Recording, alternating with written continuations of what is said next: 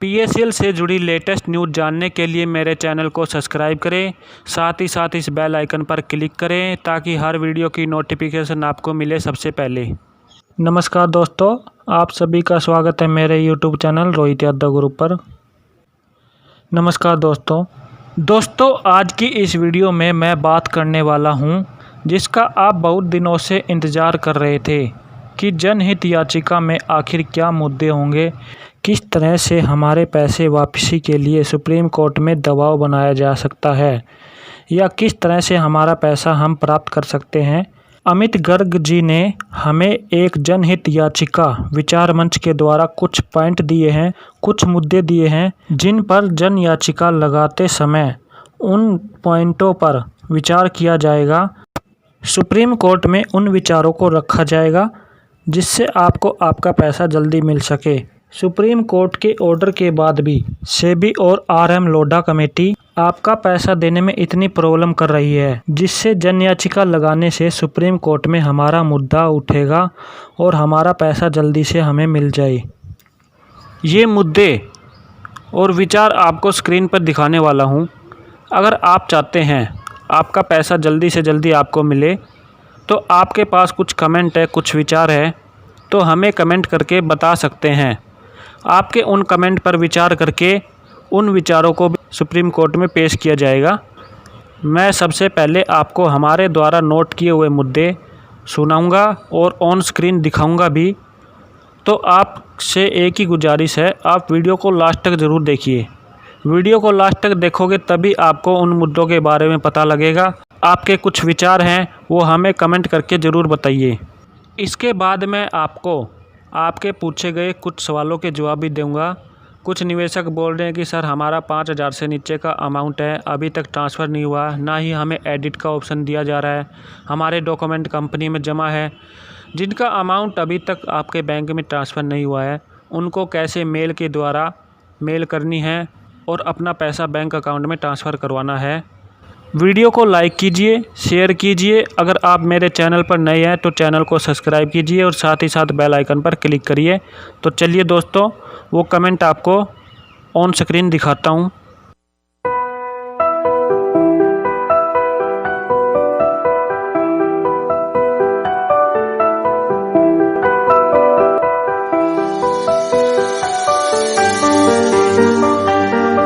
तो मैं आपको पढ़ के बता रहा हूँ कि हमारे जो विचार मंच है जो हम सुप्रीम कोर्ट के सामने रखेंगे वो मैं आपको पढ़ के बता रहा हूँ क्योंकि आपको जानना बहुत ज़रूरी है, क्योंकि आपके पैसे का सवाल है।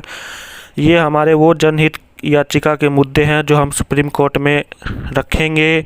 सबसे पहला हमारा मुद्दा है, पल्स कंपनी से जुड़े 5,85,00,000 निवेशकों को कंपनी की सही अनुमानित चल अचल संपत्ति की जानकारी दी जाए जिससे कि न्याय में पारदर्शिता बनी रहे।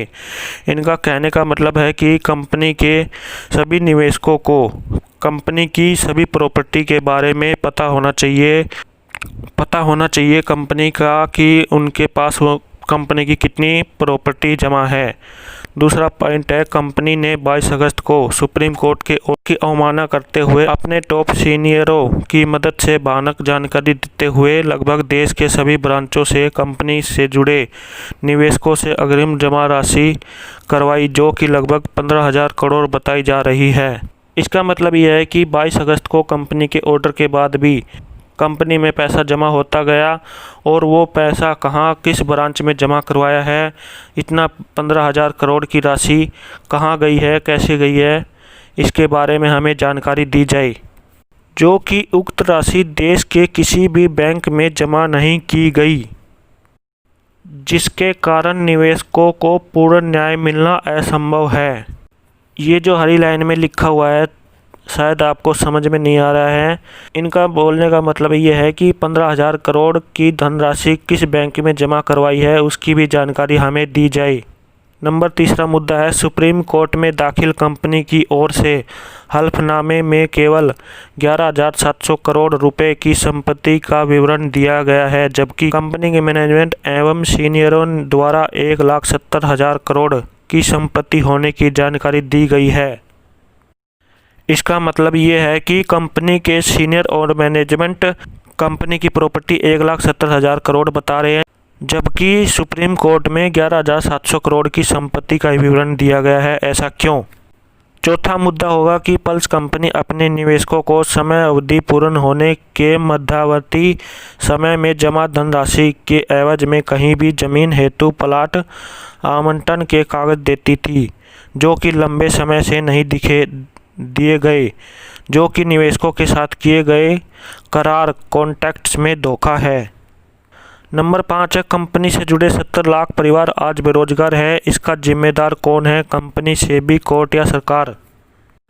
ये वो मुद्दे हैं जो हम सुप्रीम कोर्ट के सामने रखने जा रहे हैं। अगर आपके पास भी इस तरह के कोई कमेंट है या इससे अच्छा कोई कमेंट है तो आप हमें बता सकते हैं। आपके कमेंट पर भी विचार किया जाएगा। दोस्तों, ये वो जन याचिका के मुद्दे थे। अब मैं आपको आपके कुछ सवालों के जवाब दे देता हूँ।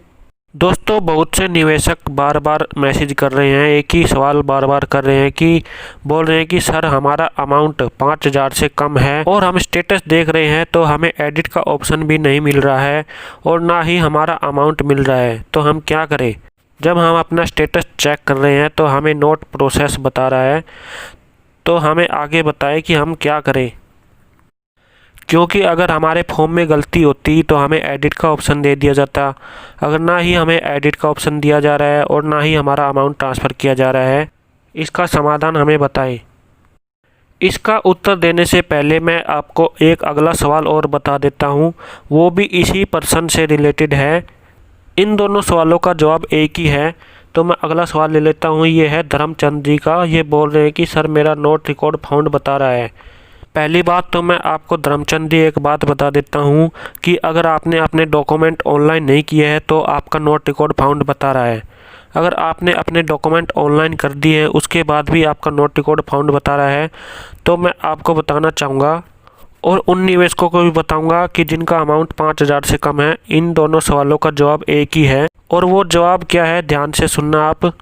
आपको स्क्रीन पर एक ईमेल आईडी दिखाई दे रही होगी जो कि नोडल ऑफिसर psil@sebi.gov.in है। आपको ये ईमेल आईडी अपनी स्क्रीन पे दिखाई दे रही होगी। आप इसे नोट कर लीजिए। यदि आपका नोट रिकॉर्ड फाउंड बता रहा है या आपका स्टेटस नोट प्रोसेस बता रहा है तो आपको एक मेल करनी होगी। कैसे लिखनी है, ध्यान से सुन लीजिए। सबसे ऊपर लिखना है नोट रिकॉर्ड फाउंड और जिसका अमाउंट ट्रांसफ़र नहीं हुआ है उनको लिखना है note process at this stage. आप ये हिंदी या इंग्लिश कैसे भी लिख सकते हैं, ज़रूरी नहीं कि आपको इंग्लिश में ही लिखना होगा। आप हिंदी में भी लिख सकते हैं कि सर मेरा नोट प्रोसेस बता रहा है। आपको नीचे मैटर में आपकी अपनी सारी डिटेल देनी है। आपको अपना नाम बताना है, आपको अपनी अमाउंट बतानी है कि मेरा 5,000 से कम है और आपको अपना पॉलिसी नंबर देना है कि इस पॉलिसी नंबर में इतना अमाउंट जमा किया था और ना ही मुझे कोई एडिट का ऑप्शन दिया जा रहा है और ना ही मेरा अमाउंट ट्रांसफ़र किया जा रहा है। कृपया करके आप मेरे इस पॉलिसी में या तो कुछ गलती बताएं या फिर मेरा अमाउंट ट्रांसफ़र करें। आप जिस तरह से भी आपको अपनी मैटर लिखना हो लिख सकते हैं। आपको जो भी प्रॉब्लम है वो आप यहाँ मैटर में बता सकते हैं। ये तो बात रही नोट प्रोसेस वाले की जिसका अमाउंट ट्रांसफ़र नहीं हुआ है, और जिसका नोट रिकॉर्ड फाउंड बता रहा है उनको भी मैटर लिखना है कि सर मेरा पॉलिसी नंबर ये है, मेरा पॉलिसी नाम ये है और मैंने ऑनलाइन किया था, लेकिन अब मैं अपना स्टेटस चेक कर रहा हूँ तो मेरा नोट रिकॉर्ड फाउंड बता रहा है, जिससे मुझे पता नहीं लग रहा है कि मेरा अमाउंट ट्रांसफ़र क्यों नहीं हुआ है, मुझे एडिट मिला हुआ है या क्या गलती है।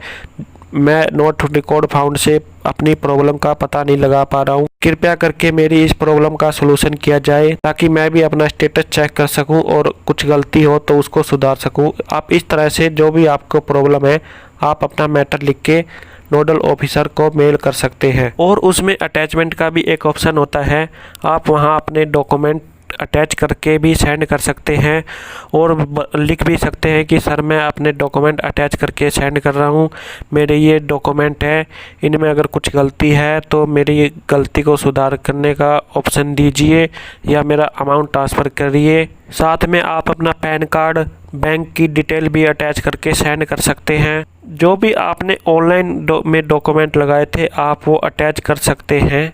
आपको इस ईमेल आईडी पर वो अटैच करके भेजने हैं।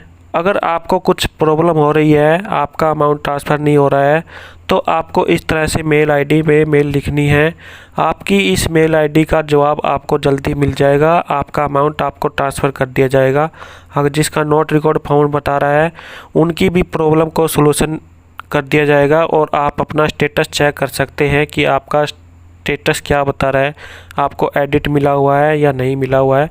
इस तरह से आप अपनी मेल आईडी पर मेल करके अपनी समस्या से समाधान मिल सकता है। दूसरा सवाल है पवन वर्मा का, सर मेरी 75,000 की एफडी है, पैसा कब आएगा? सर मैं आपको बता देता हूँ, अभी तो 7,000 तक का ये अमाउंट मिलने लग रहा है। 75,000 तो बहुत हो जाता है, आपको अभी वेट करना होगा जब तक कि नेक्स्ट अपडेट ना आ जाए। अगला सवाल है मुकेश कुमार का, 5 ईयर हो गए हैं, 15,000 जमा किए, कब तक मिलने की उम्मीद है? प्लीज़ शेयर कीजिए। मुकेश कुमार जी, मैं आपको बताना चाहूँगा, अभी सिर्फ 7,000 तक के अमाउंट वालों का ही पेमेंट होने लग रहा है।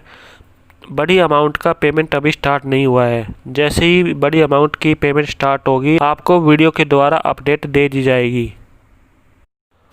अगला सवाल है जयपाल सिंह, किस्त जमा करने में रह गई थी, कैसे जमा करें? ये सवाल बहुत से निवेशक बोल रहे हैं कि सर हमने अपनी स्लिप सभी अपलोड नहीं की थी, उनमें से कुछ ही अपलोड की थी, तो क्या अब अपलोड कर सकते हैं? मैं आपको बता देता हूं कि अब अपलोड करने का कोई भी ऑप्शन नहीं है, क्योंकि जिस टाइम हम ऑनलाइन किया था उस टाइम हमसे पूछा गया था कि आपको कितने डॉक्यूमेंट अपलोड करने हैं, तो हमने उतने ही डॉक्यूमेंट लिख के अपलोड किया है और अब हम उनको ना तो कम कर सकते हैं और ना ही बढ़ा सकते हैं। जितनी स्लिप है वो ही आपकी फाइनल स्लिप मानी जाएगी। अगला सवाल है शिव कुमार गुप्ता जी का, 5,000 रुपये या 7,000 निवेश लिमिट है या मेच्योरिटी लिमिट कृपया स्पष्ट करने की कृपया करें, धन्यवाद। शिव कुमार जी, मैं आपको बताना चाहूँगा कि यहाँ मेच्योरिटी अमाउंट नहीं मिल रही, हमने जो जितना जमा किया था वही अमाउंट हमें ट्रांसफ़र की जा रही है। अगला सवाल है नीतीश कुमार का, मेरा भी लैंड अलॉटमेंट में यस हो रहा है। नीतीश कुमार जी, मैं आपको बताना चाहूँगा कि इस सवाल का जवाब मैं अपनी पिछली वीडियो में दे चुका हूँ।